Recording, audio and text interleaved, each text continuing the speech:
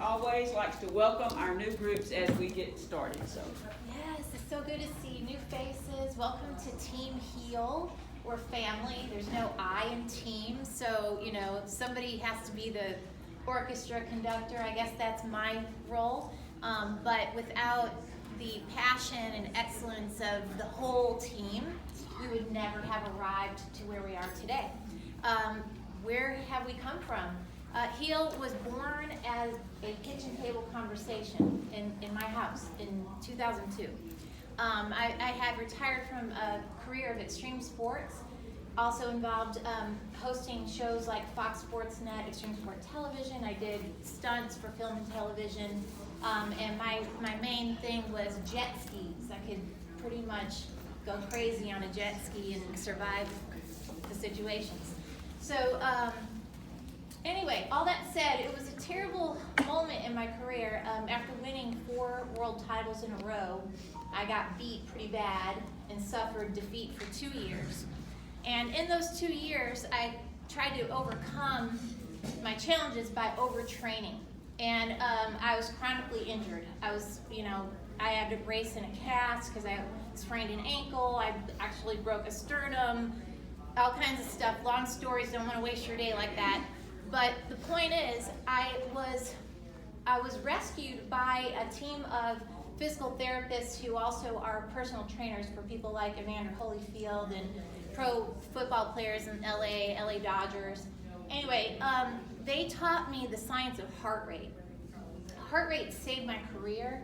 Heart rate had also guided me through every season of life since, with pregnancies and post-pregnancies. Then trying to do a mini trying to keep up with these boys now that are teenagers. Anyway, heart rate works for everybody in every season of life.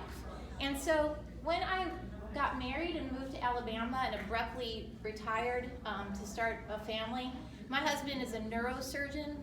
He's pretty world-renowned actually for neurosurgery and all forms of medicine. And he had graciously said, if there's a passion or a cause that you want to get involved in, because turning fast buoys no longer held value for my new life, he said, by all means, I'll support it. Well, since children were on my mind and in my heart, and I wanted children, and I didn't know that God would give me that gift, and he did, I was noticing out there in the community how many children were carrying weight and looking tired and sluggish, and I'm thinking, wow, if you start life that way, it's going to be a rough road. And I said, if there's anything that I would find worthy, I want to do something about that. And I want to do something really smart. I want it to be evidence-based. I want it to be completely medically supported. And there's the answer was to introduce heart rate technology to as young as we can get, because we know that 10-year-olds are already being diagnosed with early stages of heart disease, diabetes, high blood pressure, all the chronic diseases that go with sedentary living. Sedentary, not getting enough quality physical activity, and that's all due to a lot of the screen time activities that they're invested in, and also not eating quality foods or eating fried, fast, processed, not getting the whole fruits and vegetables. It's really simple solutions that seem like basic common sense, but yet our culture has gotten totally away from it, and the consequences of that are immeasurable. So you think of a child who's, they literally have used Doppler ultrasound to identify carotid arteries that look like 45-year-olds in a 10-year-old. So this is nothing short of a rescue mission. And but how do you do it? You have to make it fun. It's got to be teacher-friendly. If you guys can't deliver this in a way that's enjoyable and meaningful for you, we're not going to get off first base. So that's what today is all about. You're going to learn about the science of heart rate. You're going to learn about nutrient density. One thing I want you to memorize from the start: we are not a weight program. We're not about weight loss or weight management. That conversation really kills your progress. In racing, I race jet skis first and foremost. If your eye is on the target, the apex of the corner you want to hit, no matter what kind of chaos is going on around you, which in my world, 15 people come off the starting line, and if you're a little behind, you've got basically a fire hose of water in your face. You can hardly see. And so you have to have laser vision and look through color and find your spot, and you'll be surprised what you can get through and be all right. Same with this cause. If you're putting your focus and your students' focus on the goal is eat better. We're going to show you what that means in detail. Move effectively. You don't have to talk about all this other stuff. It will take care of itself.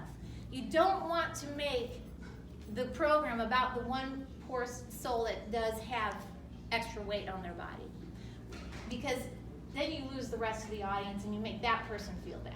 We don't need to do that.